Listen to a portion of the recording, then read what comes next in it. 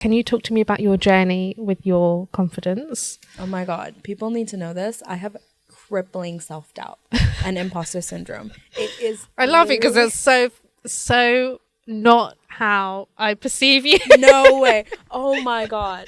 I have the worst imposter syndrome. It actually is probably the worst thing about me, is my biggest weakness. I genuinely forget who I am. It's so painful. I don't know why I have it. I don't know why it's this bad. The way I deal with it every single day is... Welcome to Going Places, hosted by illustrator and author Natalie Byrne. This is a podcast aimed to give you clarity on your creativity, because you, my friend, are going places.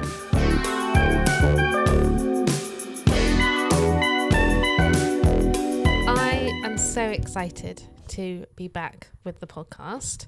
If you see my hand shaking, it's because I'm stroking this gorgeous lump of a doggy.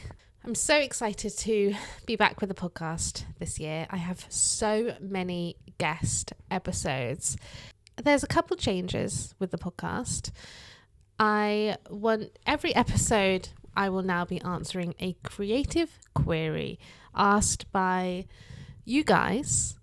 I'm going to put all the information in the caption, but you can go to nataliebyrne.uk/ask and ask me any questions on creativity, running a small business, being an illustrator, any questions that you have, and I will answer them in the episode. And also, I'm going to be sharing something that is inspiring me of the week at the moment. And then I'm going to be going into the interview today. So please ask me any questions that you have. And if you want to stay anonymous as well, I will have a little check box where you can stay anonymous if you like.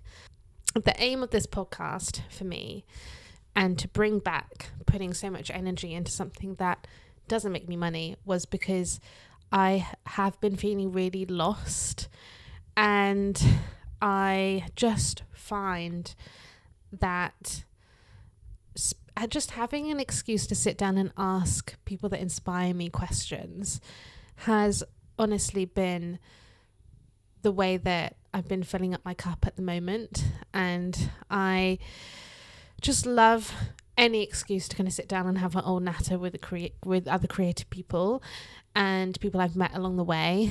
And I've really, really enjoyed recording these episodes, and I've really gained a lot of insight just for myself, and it's purely quite a selfish endeavor. I really feel like when I speak to other creative people and learn from other creative people, I feel creatively excited again. Have a drink every time I say creative.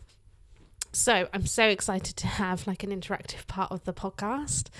I just want to sit and talk to creatives like all day because I work by myself. And I know early on, like all I did was listen to other creatives on podcasts. And in a way, even though I've never had any mentorship, so many people that have creative podcasts, like the Creative Pep Talk podcast, like Franerd's YouTube page, like there's been so many amazing creatives that have essentially been my mentor without ever meeting me, even though I did meet Franerd one day. But I did walk past Andy J Pizza at an event and I got so shy I didn't say anything. I just was realizing that 7 years into this industry, I was coming up with like brand new questions that I never had before. Yeah, I think I'm in a moment now where using this podcast, I've managed to rebuild my little creative community, and I feel so lucky for that. I'm so excited to share these episodes with you. And I can't wait to meet all the other creatives that I have yet to meet and sit down and chat with them. And like, honestly, I've got so many exciting guests coming up. Like, oh, this is so exciting. So yeah, please subscribe, hit the like if you like this, if you like this video. Yeah, this is such a passion project of mine. So to know that anyone out there is enjoying these episodes will mean so much to me and will allow me to kind of like find the energy to put into this, because this is unpaid. Oh, and speaking of this is unpaid project, If you want to support me, you can support me by my Patreon or even just purchasing something from the shop. If you've missed the update about my calendar, I'm also going to leave that linked in the caption below. And then, let's get into it. So something that I've been really inspired by last night, I was working and I had a little creative little spark, and I made a little video yesterday. And I was listening to Bad Bunny, his interview on the Apple Podcasts, and I just love his new album. I just think it's such a return to home, and they discussed lots of things in the episode which really hit home to me. And I think especially someone that I've been in a creative rut recently after my dad died, I've really struggled to create, and I'm starting to come out of it now, hence the little break on the podcast. But yeah, it's really interesting, and I'm finding that I really liked what he said, that he just wants to like enjoy creating instead of chasing kind of numbers. And I really like the episode. I would definitely encourage you to give it a listen. I'm gonna add a clip that I really liked of his episode. I'm probably gonna get copyrighted, aren't I? But anyway, I love this clip when he talked about creativity. I was asking to myself, what is the reason to me be here? Like, what is the reason to me be in this position? Like, number one, on these, breaking these records. What's next? A lot of artists, they go crazy thinking about what next, because they think the next thing is just, I don't know, break more records, or be bigger, and no, now stadiums, no, we're gonna go to the moon. I don't know how, Yeah. And I realized that there's other things that you need that sometimes are more important than that, and that's the next level. I always look at it when you're chasing something and your eyes are on success or ambition or whatever it is you're chasing, and then you get it, you start getting chased by other people. Mm-hmm. And the only thing that breaks that spell, I've noticed in the arts, is when people come home. No one's gonna chase you here. They just want you to be happy, right? At the end of the day, like, they want you to be proud of where you're from and build what you've built here. Do you feel like it's a different kind of chase? You're looking for something new now? Yeah. Also, I just want to enjoy. I want to enjoy my life, what I'm doing. And that's what I'm doing with this project. It's like a deeper journey to show people who really I am, where I come from. I'm a very emotional person, and sometimes I overthink everything. So I'm just learning to not to think too much and just trust in life, in God, in the process. And so that's something that has been inspiring me. I think this idea of like, we want so much advice and we want so many answers, but sometimes we just need to return to home. And I think for me, a return to home is kind of remembering my bravery when I was younger, remembering my like confidence, my like bullshit, I don't give a fuck attitude. I'm going to make what I want to make. And the older I've gotten, I really hope you can't hear the dog. The older I've gotten, I've definitely struggled with confidence, that boldness, and I overthink a lot now, and I overanalyze myself, and I talk myself out of things.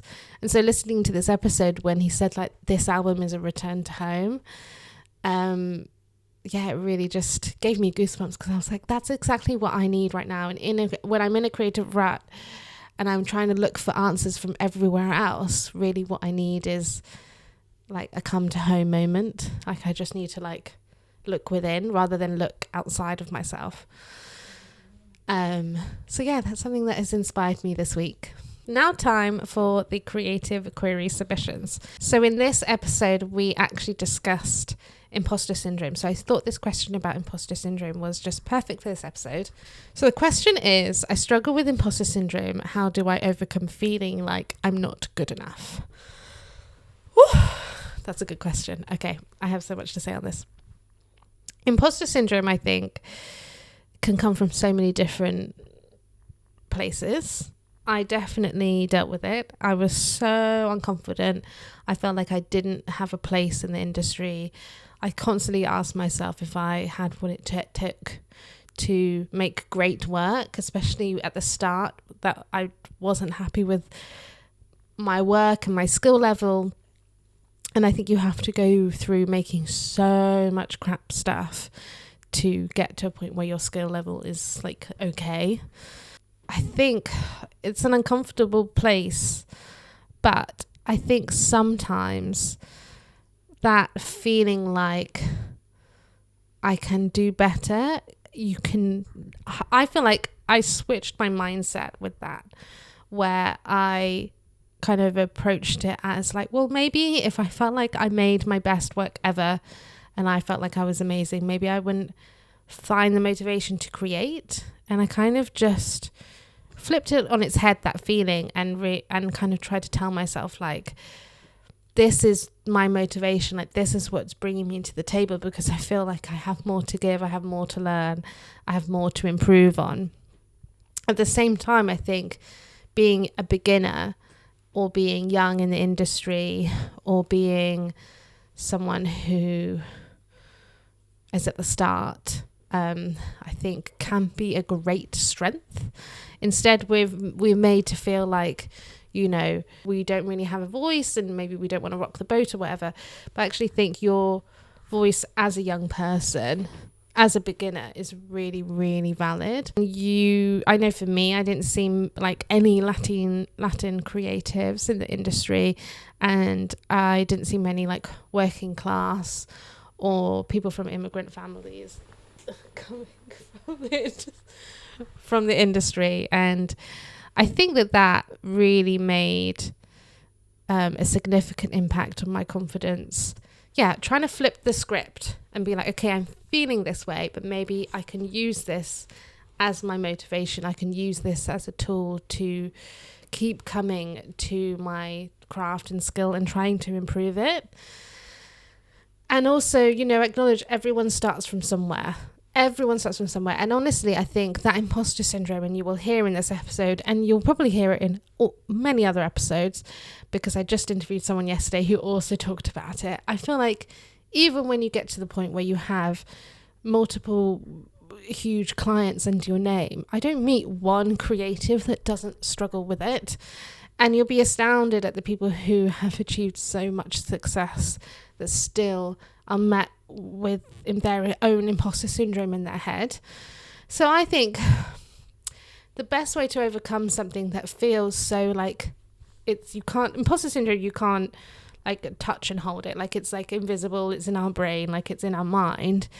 So I think the best way to overcome something like that, and I would tell someone who was dealing with it that I was coaching, would be that I would say you need to create some sort of regular discipline where you're showing up to your craft and kind of creating some sort of like SMART goals, which are specific, measurable, reachable, time efficient, and so I can't remember them, but some sort of measurable goal where it isn't about whether this is good or bad art, but this is about you showing up and developing yourself. So I think that's why social media can be a great thing, because you can kind of say to yourself, well, maybe every day in February I'm going to post 3 reels about me making some art, or I'm going to post a picture every 2 days of something I've made, and that be the goal. Like every day in February I'm going to show up to my practice, even if it's just 10 minutes. And that is a way to kind of like measure your success in your goal without it being that art is the result. Do you know what I mean? Like, I think that is the best way to do it. I think when you have discipline with your creative skill, it will allow you to kind of keep that muscle going, keep improving yourself, seeing the growth in yourself. And that will build momentum. That will build the confidence as well. And that will build you getting through that. But also acknowledging that, like, I meet people that never feel like... I meet most creative people say that they deal with imposter syndrome. So it's about learning to live with it, learning to use it as motivation to carry on creating, learning to be open and vulnerable with it. I think is such a power as well, because so many people deal with it. I think that's the best advice that I would give myself, and that's how I overcame my imposter syndrome, was just focusing on my skill, my craft, my discipline, and finding confidence and being brave in those things, so that even if I deal with imposter syndrome, I'm still proud of, I posted every day this month, and I can see my growth, and I can see myself getting stronger, better in my creativity. So even if I deal with imposter syndrome and it's there, it's not going to stop me. Like, I think all these anxieties for me, when I got to the point where I was like, I deal with them, but I'm not going to let them stop me from making what I want to make.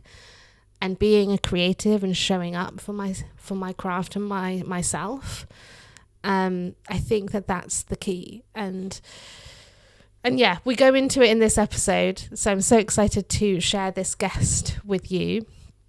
Sravya has been someone that I met at the Calm Creatives, which is an event that me and my friend we put on. And she was so open and honest about her mental health struggles from the jump. And I was like, this is my kind of person.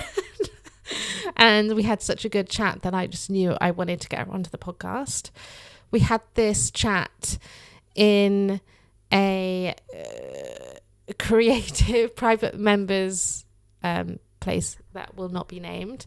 We just had a wonderful chat about lots of things, about representation, about her new podcast, which is showcasing Asian creatives, which you should all go and have a listen to and subscribe to.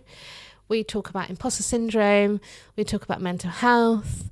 We talk about how she created her own title and blended all of her interests all together. And we talk about how important it is to create your own community of supportive people when you're dealing with imposter syndrome, because that can be the make it and break it, whether and also how important it is to lean on other people and celebrate the small wins. So I'm so excited to bring this episode with you today.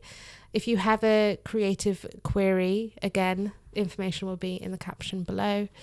And enjoy this episode. So Sravya is an award-winning illustrator, art director, and entrepreneur, specializing in creating art that derives social impact. She believes that art has the power to motivate, educate, and drive action, and has spent the last 3 years working with brands, charities, and organizations on creative campaigns, destigmatizing mental illness, as well as promoting intersectional feminism and representation. I just love your work. I love your energy. I love what you stand for. And I just thought, I remember when you were talking at the event, I was like, oh my God, I need to get her on the podcast because you are just amazing. Should we start up on your podcast, because you just dropped that? Okay. And it's all exciting. Sure. What brought you to wanting to start your own podcast as well? Yeah, so I think it's so aligned with everything that we've been talking about, but I very much wanted creative community. I navigated my career pretty alone, I guess. It was a very lonely journey getting to where I am. It very much came from a place of wanting community. I navigated most of my career without any representation, any mentorship, I think, from people who look like me. And you really can't be what you can't see. And in Hong Kong, it was like the creative director level. I worked in advertising. The creative director level was always imported in from the UK or the US, and it was always an older white man. Very mad men. So I genuinely believed that I could not be in those positions. So when I grew by myself and I started to get like art direction and creative direction gigs, I was like, okay, I'm very much navigated this by myself. So I need to find other people who've done this and be friends and share our journeys. So that's kind of the concept for the podcast. That's so amazing. That representation is so key. We were saying earlier, like, it's so hard to believe that you can do, what's that phrase, like, if you can't see it, you can't be it. Yeah. And so it's just you can't be what you can't see. That's what I say. Like, you really, if you don't see that as a possibility, how do you know where you're heading? You know, it's very confusing. Like, you're just trying to figure it out, but you have no, I guess you don't even have like a vision board. There's no one you can put there. Like, when I was, I think 10, I used to figure skate. Like, I used to compete.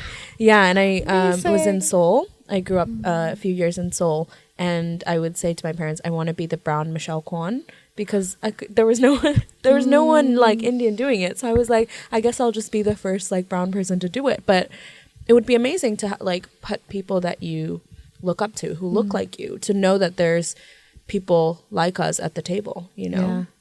So I think representation as I get older is becoming more important, you know? Because we were talking about how, like you were saying about the family also not really understand, like, you know, like you said, the traditional jobs are the ones that... Yeah, engineer, doctor, lawyer. Those are the only valid, like, career paths. And I think that goes beyond, like, community, right? Like, it goes... I see it across the board with immigrant families. Yeah, exactly. And it's valid because, you know, there are immigrant families are trying to move to a new country for better opportunities, and those are the safest bets. It's not really safe to bet on a fine art degree. Yeah. I would still say that, you know? And it's the respect, I think, in a room. You're like, if you say you're a doctor, you know, or a lawyer, it's that immediate respect when you have to deal with so much pushback on your identity not being accepted, and they just want you to be safe, secure, have money, look after yourself. But yeah, that can be an extra point of loneliness when your family aren't. Yeah, and you have much more fear and pressure to make it because you want to tell them that you're okay. And you have to make it to a certain level, get like like, at least for me, it was like I have to make it to a certain level, certain accolades to tell them that I'm okay, because that's what they would recognize, right? Like, to get an award, they'd be like, okay, I don't know what she does, but I guess in her industry, people like value what she does, you know? Yeah. You have to like advocate for yourself in your own family as well. Yeah. Luckily, my parents were really, really supportive. Okay. Like, I could pitch them the dumbest idea, and to them, that is like the most genius thing in the world. So they are my biggest cheerleaders, but they protected me from the kind of wider community pressures. They got a lot of it. Like, oh, your daughter's doing fine art. Like, are you guys okay? Like, you know, like all of those judgments, they protected me from it, which I really appreciate. But I knew it was happening. I knew like the wider family and wider community didn't really respect me, and like I was very much the black sheep. It's now, I guess, nice because the tables have turned and they can kind of see. They still don't understand what I do, but I think especially with the mental health advocacy and all of that, they know what I'm doing is brave, I think. And yeah, it's like behind closed doors, they do come back to me and they're like, it's so brave what you're doing. I struggle with it too. And oh my God, I'm being emotional. Sorry. I'm on my period. No, that's all amazing. Good. But it is very emotional, right? Like, everything we do as artists is from a very honest point. And I think that's a brave career to have. Yeah. And especially with that, I think it's so in our instinct natural to want to play it safe, but also to want that respect from our community, and so to go against the grain, and to not only go into an industry that, you know, we're told is so competitive and can be so cutthroat, to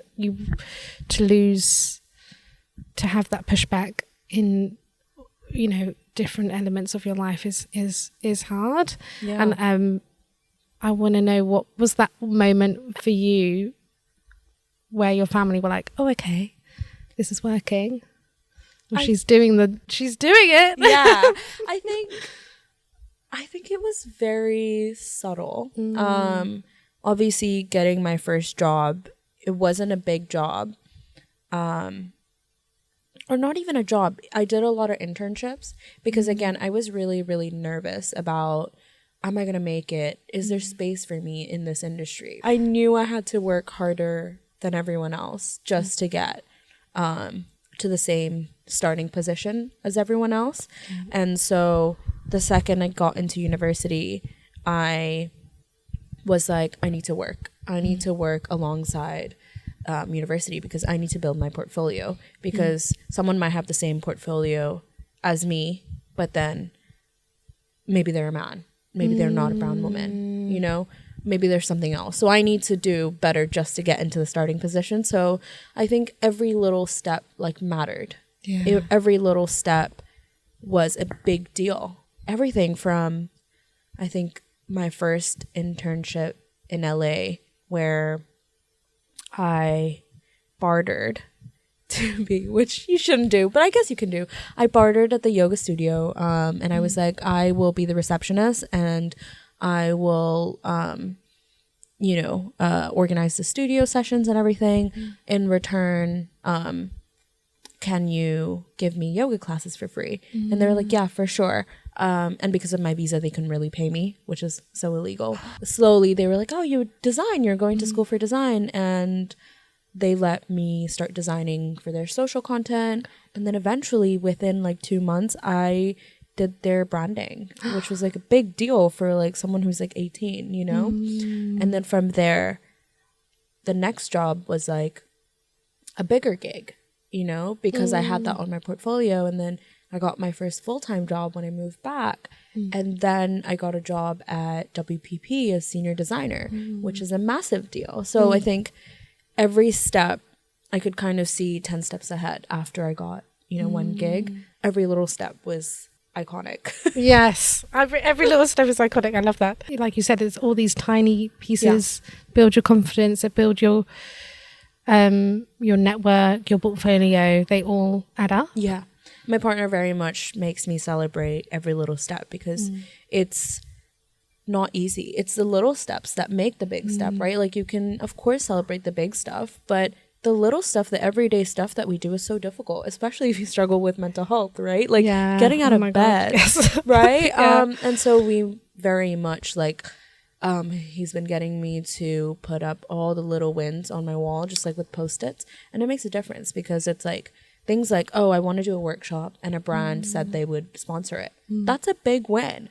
The workshop itself is a big win, but just that like little support of the day is all those little steps make up the big wins. It's so easy. I'm so someone that's like, have you seen The Incredibles? I never look back, darling. It distracts from the now. I don't look at the past. It distracts from the now. Yeah. And I'm like that. I'm like, nothing exists. I'm looking forward. When I have a knock or I have a moment, again, I don't celebrate this. I find that really hard to remember to celebrate those moments. Yeah. And I've been making it a point as well, if I get a job, or something, you know, an interview goes well, I've been trying to tell my friends, because as I became single, and that was the one person that I would share that with. Yeah. And so now I've started, and this year I've really made a moment to like text my friend, like, oh, I just had a meeting and it went really well, rather than being like, I have no one to tell. Yes. Yeah. That helps me. I think even in a relationship, it's so important. Like, both of us are realizing that you need to have a bigger support system. Yeah. And so I have like very clearly a set of like people to go to. So when I come up with a crazy idea first, I go to my parents, because they genuinely believe any idea that comes out of me is like the most incredible thing ever. And you kind of need that. Like you need those people who will be like, yes, go do it. And then I go to my sister, because I struggle with ADHD, and I'm like, okay, I have this crazy idea. I'll dump all the like ideas to her. She'll sit with me and like project plan all of it. And she'll be like, here's your steps, go do it. Is she organized? She's the organized one. She's okay. 10 years younger. She's still in university. Amazing. Yeah, but she is like, she's the only one who understands my ADHD gibberish. Oh, wow. You know, not even my partner or my parents. They're like, what are you going on about?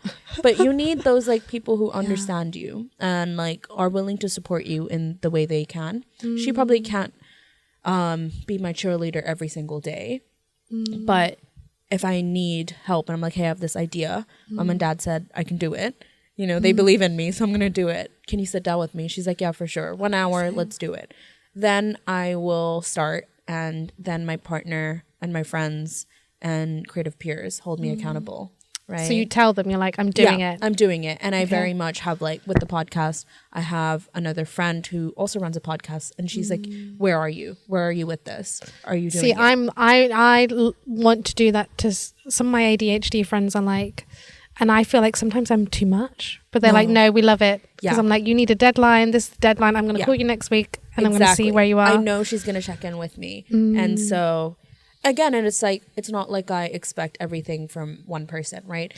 She is just the accountability partner. She's not going to be there to hold my hand through everything. Like, you still have to respect people's boundaries.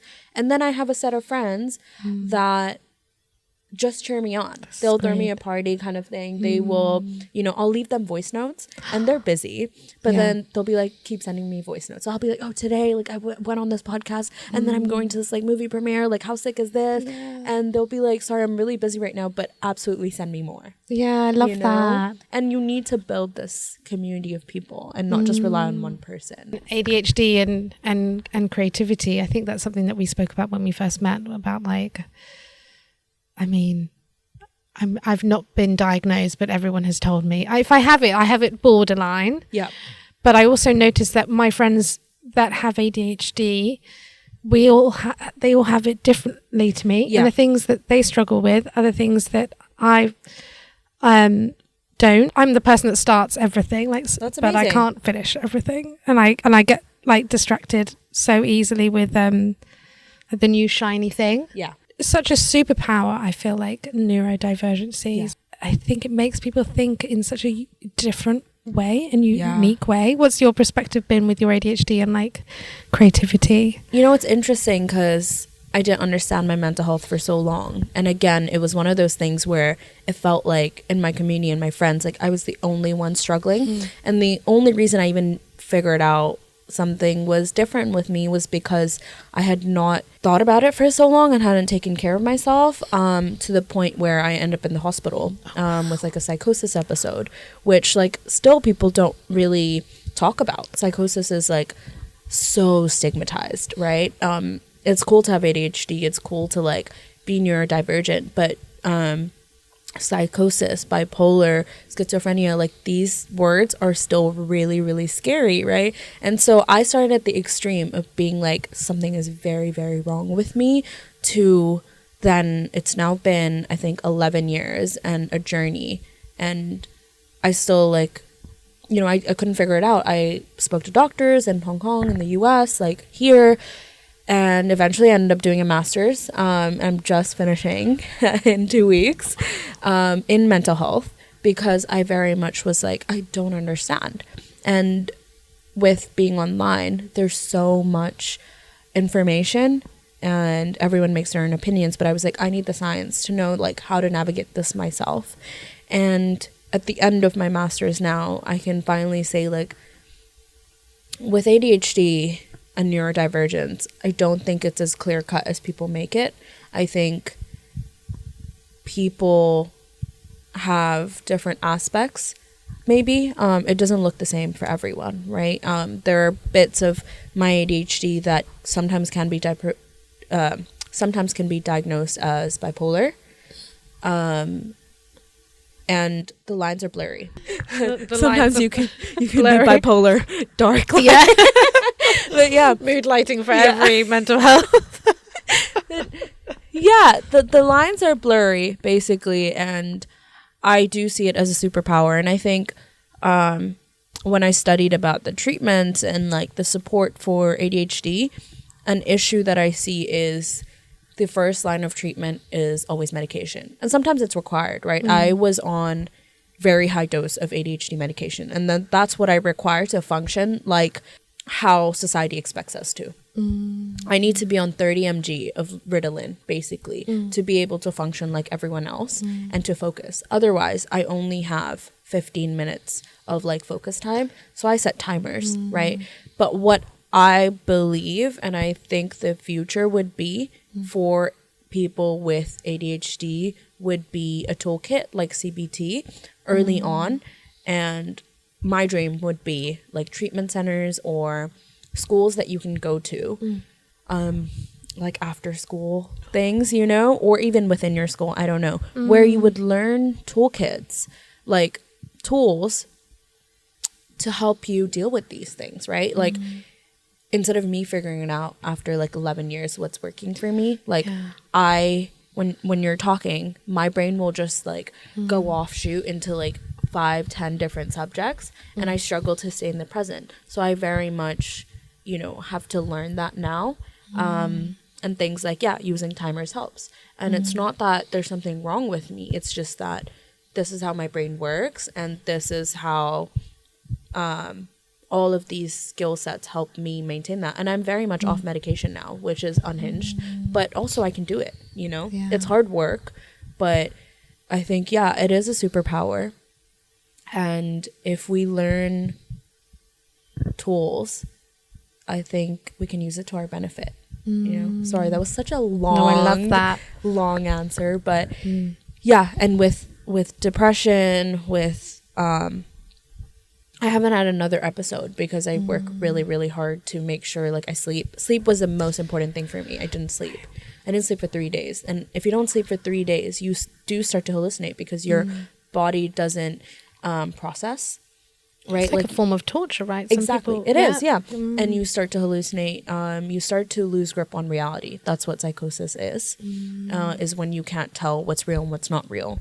And obviously, that will happen if you're not sleeping enough, and people just don't know that this is how drastic your mental health can get. Go 3 days without sleep, and you can destroy your health like for the longest time. You know. How do you manage like being creative with it, or do you have like seasons, or do you push through things? Everyone says something so different. I'd love to know how you deal with it. I still haven't figured it out. The way I look at myself is from the outside, as I would a friend, and I'm like, okay, we know we're gonna have low moods. Seasonal affective disorder affects me. Obviously, my cycles affect me. How do we best prep for it, right? Like I've had a crazy week, barely slept. So I was like, okay, girl, you need to take a day to just sleep. You need to start saying no to things. You need to block out your time because we are getting to that period where you're going to have your period. It's not going to be good. It's getting dark. You're going to feel sad. So what can you do to protect yourself as I would a friend? And that's really helped me. And I think where the creativity comes in is I have certain outlets that are just for me, like painting. I haven't yet really gone into the business side for painting. Okay. That is still, I always I want to sell my paintings, obviously, but it is, again, a very nice outlet, and collaging too. So I do collaging for me. I don't see myself making any money, but it is such a beautiful form of like art journaling for me. Those outlets that are just for you, I think, so important, especially when you're creative and you monetize your creative passion. Because I dealt with that, which was like, okay, so what do I do now to relax? Yeah. And then it's like, what the hell do I do? Yeah. So collaging is like literally one of those outlets I don't think I'll ever make money out of, which is nice because it's just for me. I know that. Whereas sometimes even with painting, I'm like, ooh, should I sell this painting? Should I make it extra nice? You know, even before starting, I'm like, should I figure out the composition? You know, because maybe I can sell this painting. But with collaging, I very much know that it's just for me. If someone watches, maybe they sees my collage and like wants it, sure. But right now, I don't see it making any money, and it's really nice, you know. And then cut to you in 10 years being like the #1 most famous collage artist in the world. Oh my god, I wish. But then I would have to find something else that is just for me, you know. But then in terms of like the other stuff, creativity is very much work for me, and I struggle with it, right? I'm on my podcast speaking to these amazing creatives and like, how do you find your style, all of these things, and I'm like, I don't know. Like when I actually have to do illustration as work, I hate it sometimes. Really? Oh. Yeah, because I love what I do, but at the same time, I feel like, oh, I'm not an artist. Like, I haven't found my style. And, you know, I struggle with that bit. And it affects my mental health. It affects my self-confidence.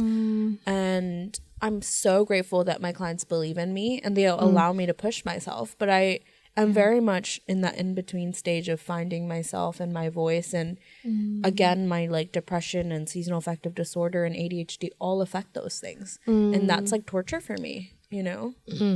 That's so funny because I feel about that with design. Like my background was as a graphic designer and I found it so hard, like pulling, what's that phrase? Like pulling teeth from something. And it was horrible. Whereas illustration came very natural for me.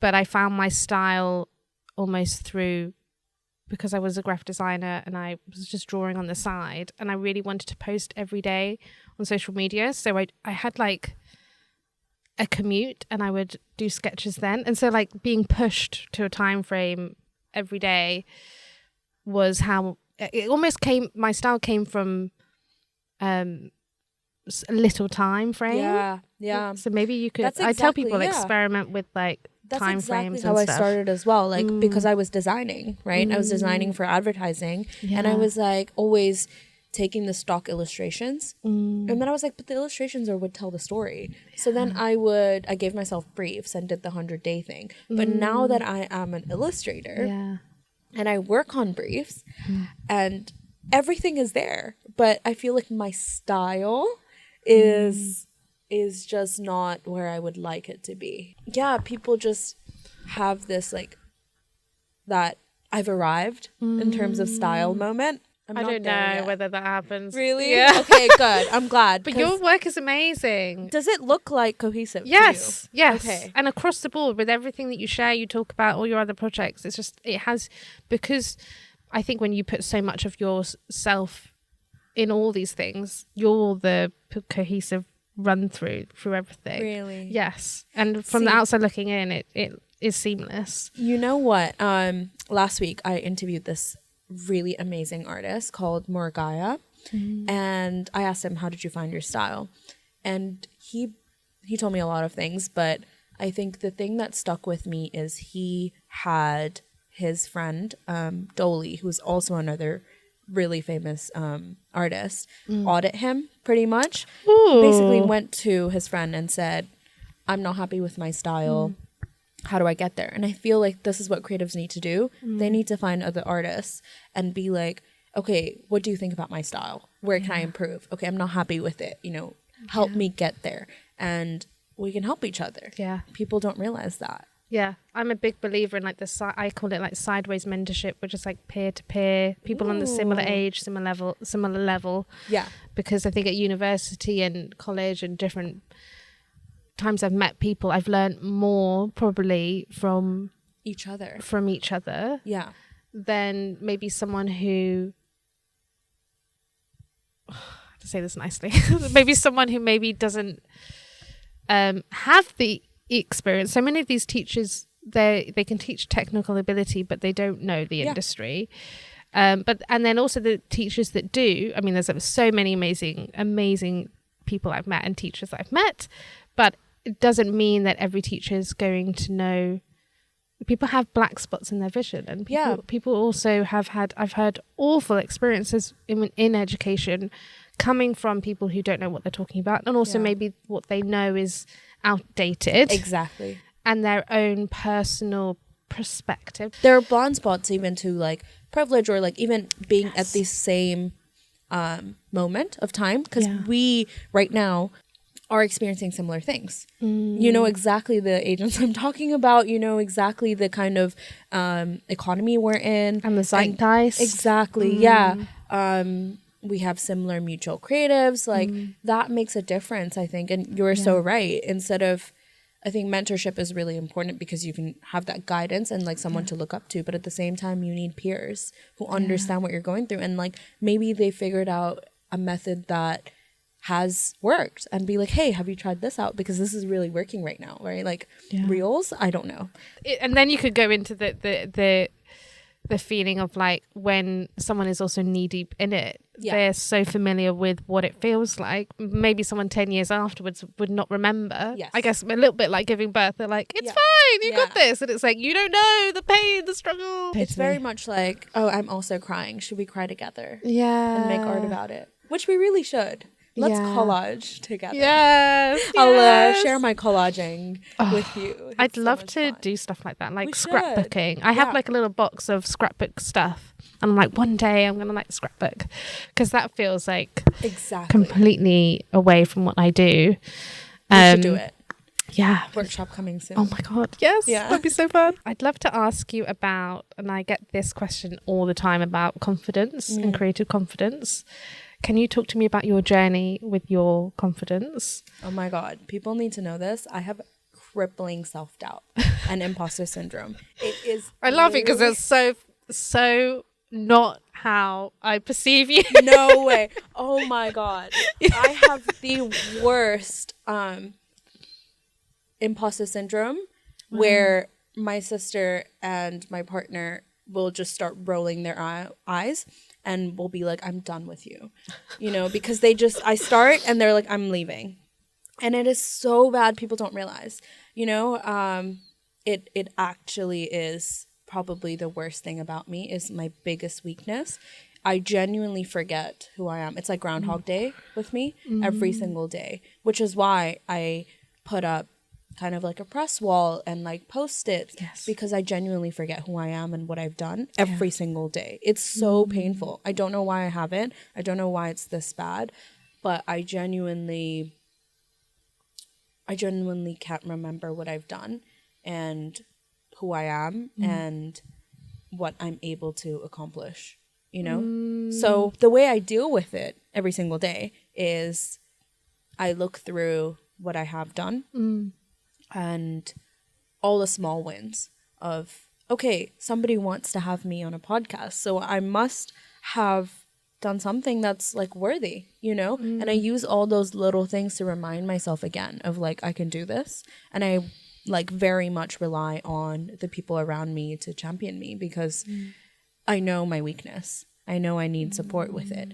And maybe, I am one of those people who needs those like public accolades or like recognition, but those are things that can't be taken away from me. So even though I have like amnesia about this, I know that, okay, I've done something that's legitimate and that exists in the physical world. Yeah. And if that helps, that helps. Because at this moment, I'm at that stage, Maybe someday I'll figure it out and I will have the confidence. But I think it's also good for people to know that, like, I haven't figured it out. I have no clue how I'm doing it. And I think I want people to know that I don't know. I don't know what is possible for myself. And I really struggle with it. That is my biggest weakness. You think? That's amazing, because that's not how I perceive you. But it probably comes back to what we were talking about earlier about, well, I know that when I did my dissertation at uni that was like, how has my heritage influenced my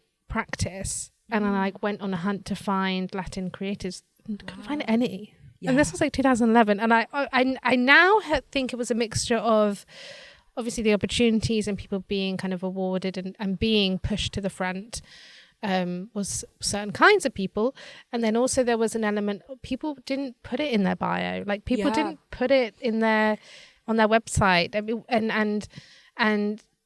and it was one of the biggest reasons why I started to kind of share my face as a creative, because I wanted people to see, I guess, what I look like, and I put it everywhere. Yeah. And I always talk about that I was so shy at university, and for some reason that was like where it got crippling with my anxiety, because I saw there were no Latin creatives, or even just like mixed or immigrant families, and I just got more and more in my shell of like, I don't belong here. I'm not being I just felt this and like you push sense that part down. Yes, you push that like heritage part down, because you feel like maybe it's not, like, maybe people don't talk about these things, maybe you're not supposed to put it in your bio. I feel like that what you can see is what you feel like is possible for you. And if you, and I feel like from the different people I've spoken to, I feel like that's where the struggle with confidence can be. Yeah. Don't know if Tatler is big here, but Tatler is really big back home. It's like a publication, and they recognize me. And back home, being recognized is such a big deal because, again, I'm a minority there. And I'm brown skinned there, which is even like lower, right? It's far, far away from, you know, the dynamics here. And so to be recognized there was a big deal. And they did a cover with me on it. And that was like such an iconic moment for me because, yeah, you can see yourself in a country that, you know, people like me aren't championed, right? And for the work that I did on mental health. And so now I have that framed and I'm so proud of myself for doing it, you know? But then at the same time, I'll be like, that was just a fluke. I will fight myself. I'll be like, no, that was just a fluke. You didn't really do it. Like, I don't know how I did that. I have imposter syndrome as well, you know, for the same reason. And so I continuously, I guess, work really hard to make sure that I do it again and again to make sure that I can do it. You know, I think, I don't know if it's healthy, but I don't know if it's healthy, but I feel like I have to prove that side of me. I like very much think I've done those activities where you have to draw the like voice in your head and it's like me, but like with devil horns and like always perfect makeup, perfect hair. And she's like constantly pushing me. And so I've turned her into this like healthy voice, which is like an older sister that's like really tough. And I constantly have to prove myself again and again and remind myself that I've done it once. What I'm doing is valid. Yes. And it's not just the big, you know, publications like Tatler. It is like my friends. It is other peers saying like, I see you. I see what you're doing. It's valid. Like, keep going. All of those things, I think, help me remind myself that I should have confidence. Right. Yeah. But it's also so real that you share that you haven't got it figured out. Because I think people feel, and this is what I hear from students and people who have these amazing ideas and don't follow through with them, is that they're like, I don't feel confident yet. Yeah. I can't do it because I haven't got this yet. Yeah. And it's so real that you're sharing that, like, I haven't got that figured out, but I'm still and you know the biggest, doing what I want to do. Yeah, the biggest thing that I found, it's funny because in the start when I started sharing so publicly about my mental health, was A, because I thought if someone else was struggling the way I was, they would know that they're not alone. B, because I wanted a therapist to see and hopefully like give me free support because I was like, therapy's expensive. Will you publicly therapize me and help me? You know, it was a scream for help. And as I tell creatives and my peers that I'm really struggling with confidence, the most beautiful thing is that I've had my friends help me with that. Putting my portfolio out there, I've been really scared to like reach out to people. They've been really supportive and like helped me with that and been like, you know what, let me connect you to this person. And that really helps because, you know, it's like that little step that maybe I wasn't able to take, but with people helping me with that, I've been like, okay, I can do this. They believe in me, so I should definitely believe in myself. And it's the action stuff. Like, they've recognized that maybe it's just, you know, my confidence is not there yet for me to send that email. So they just loop me in with that email. And I'm like, okay, I can take it from here. There's no looking back, you know? And so I think putting it out there that maybe I'm not there yet has helped my friends be able to help me, if that makes sense. I love that. And I remember in my early days, the people that I met who were in the creative industry but in different fields, and I really trusted them when they would say something like, you've got this. And it was like, I don't believe I have, but I really trust you and your opinion. And so, okay. And I think that is so important to share your you're like sharing it with your friends, how you're feeling. Yeah. And then it's like a community effort. It sounds like that's like a reoccurring thing with you. That's like your friends really help you get. Yeah, 100%. I think it was very hard in the start, right? That's how we met. I was like, I'm looking for that community when I moved here. And I was like, I need those friends because I know that I will feel validated. Knowing that we're going through similar things, knowing that we can like champion each other. We're there for each other. So yeah. So you've built that when you've moved.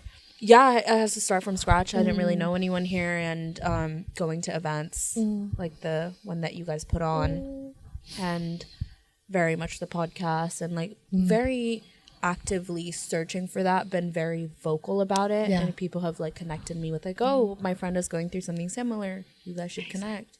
Like people are willing to help, people are willing to, you know, connect you and like make sure that you have friends, I think. Oh, 100%, because everyone's been there where they've felt lonely, especially when they moved, and I think that's something I say all the time, is that the creative community is the reason why I'm still doing it, because I think without that camaraderie, that support, and the kindness within our own industry is like, I feel like across the board, like it's very rare to find someone that isn't. It happens, but it's rare. I love how you caught yourself and you're like, I've definitely met people who aren't supportive, but no, it's I think very unique in our industry that people do really want to help each other. Yeah. Have you felt competitiveness though? I've met people who are I've met some people. I've met some people that off the record, but yeah. No, I can talk about it. I just won't name people, but I've definitely met people that are very much like unsupportive of good things that happen. So many times I've given opportunities to like people that I thought were my friends and like gotten them jobs, and then a year later, you know, you hear them saying nasty things, and that's happened. I've had people support certain projects to my face, but then like hear on the grapevine that in the toilets they were like bitching about it, and like I don't know why that, you know, thing did so well, or why she even got that job, like things like that. I hear it. It's a very, very rare, and I think it's from certain people who are quite insecure. And I think early on there was I guess one or two friendships that fell apart that really made me want to isolate myself from the creative industry. Like, you know, when you get your heart broken, you're like, I'm never again. But over time I learned that like that's very, very, very rare, and just like falling in love or just like friendship, like you don't let it affect or like let you judge potential beauty in different people, and like different people's hearts. Everyone is different, and I think those experiences have taught me a lot.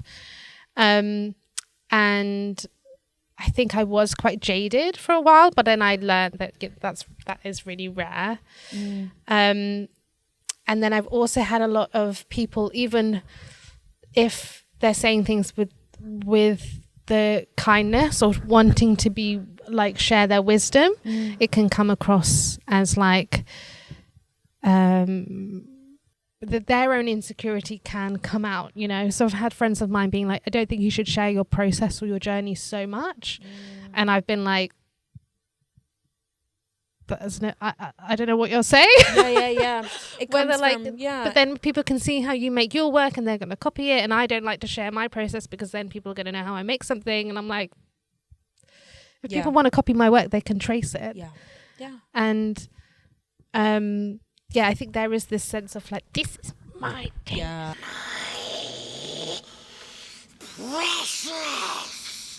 And there's like that gatekeeping thing, and I think I'm a very spiritual person, and I feel like that whole gatekeeping or like not sharing comes from like genuinely believing that there is only room for this much. And the thing that I've always experienced is the more I open myself up, the more I expand as a person, right? The more my capacity increases. The more you love people, the more you can love like more. Do you know what I mean? The more like capacity you have. And I'm very much a believer in like opening up. Yeah. Because you as a person grow so much more. The more you like share, the more competitive and like more, oh no, like I can't share this like contact with you because like, you know, that whole thing, you will be like, you're the only one there. Yeah. Everyone else is like opening and sharing. That analogy is so true because they're on their own doing that. Yeah. And I'm like, girl, like you're very much in a little corner. Like we're all sitting around holding hands like in a big support circle. Right. And I'm like, I get like you're feeling insecure and like you're giving me these comments because of that. But I see you and I feel bad. Like I'm here if you want to hold hands and like draw together.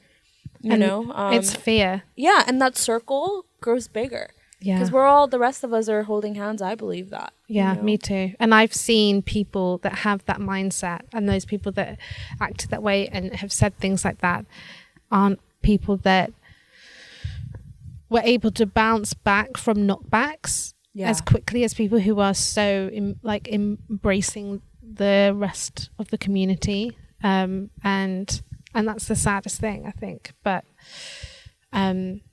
yeah, do you have any advice for someone who wants to build their community, as someone who you started it from scratch recently?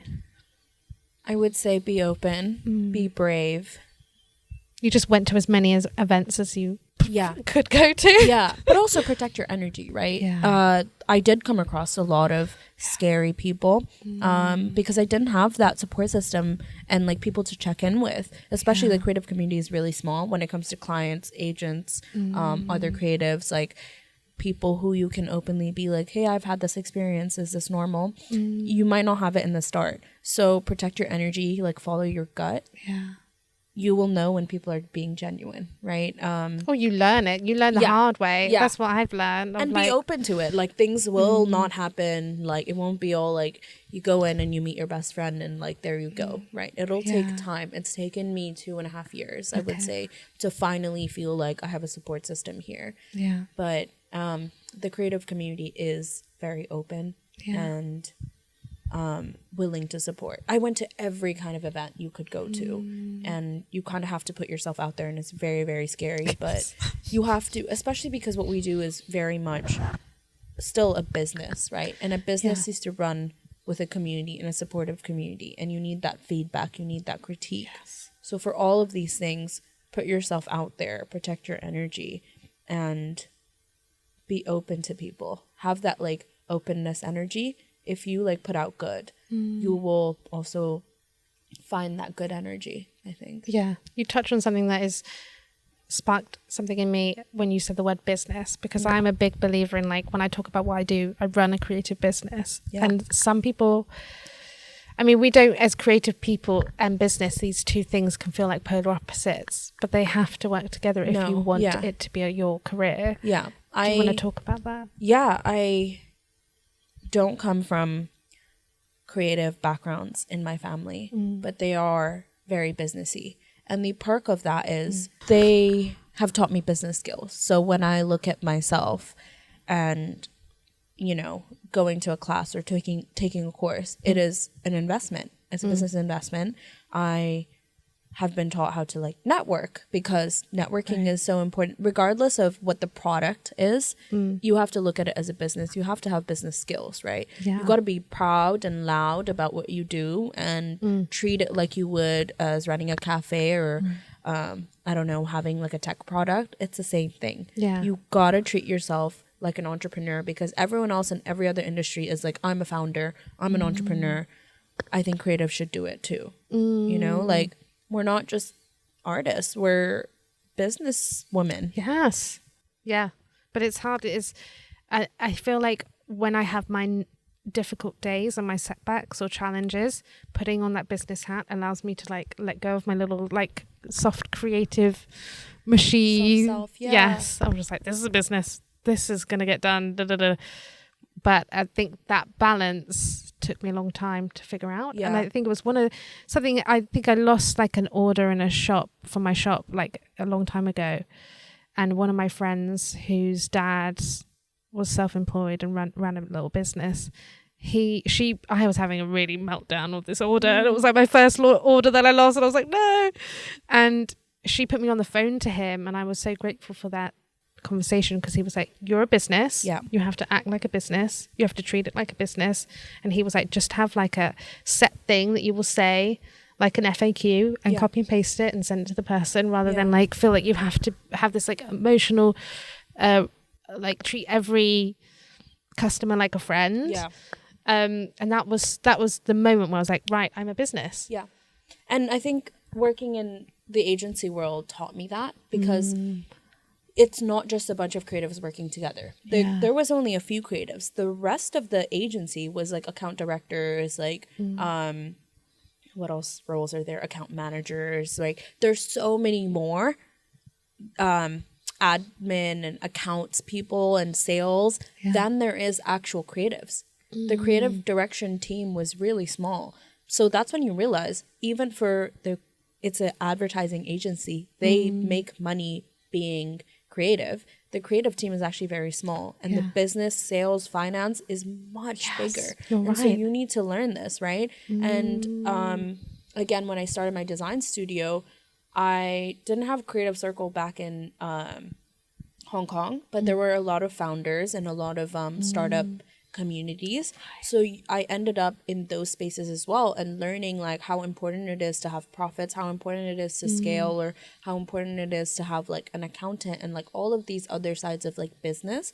Startup people did not understand or value like what a multidisciplinary design studio for social impact did, but what they could understand is the business behind it. I'm like, I provide a service, I have contracts, I scale, I bring in creatives when I need it, so I have staff, and we make money through retainers, right? They could understand that, and that really forced me to break it down to what is like what is my product, what is my business, right? And then to get support, you know, from them being like, oh, can you get business reliefs? Can you, you know, how do you scale? Like, can you be part of an accelerator? You say social impact, like, you know, there are support systems in place. So then I got into an accelerator, and creative businesses aren't usually, you know, doing all of these things, right?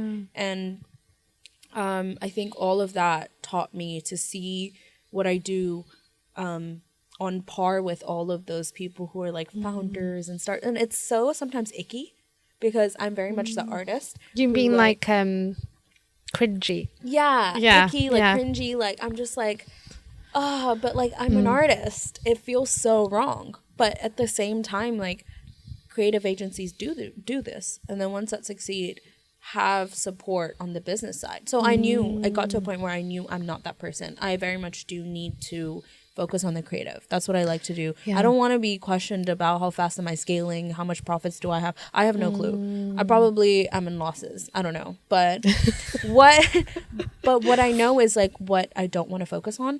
I do know I'm a business. I need to run it like a business. So I get the support from an accountant. My partner owns 50% of the studio and does all the business sides. Amazing. I have my sister who helps me with project management. It's very crafty, right? Like I just have my family help me, but I know that I need to run it like a business, and a business needs to be audited. A business needs like, you know, the financials reviewed.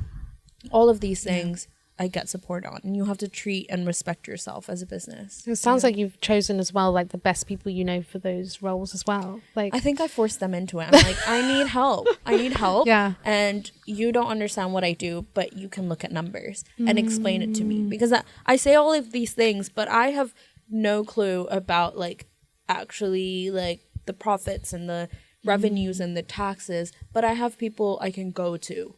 I just know what I don't know. But you know what your strength is, which is the creative side. I kind of am like, do I have enough to keep going?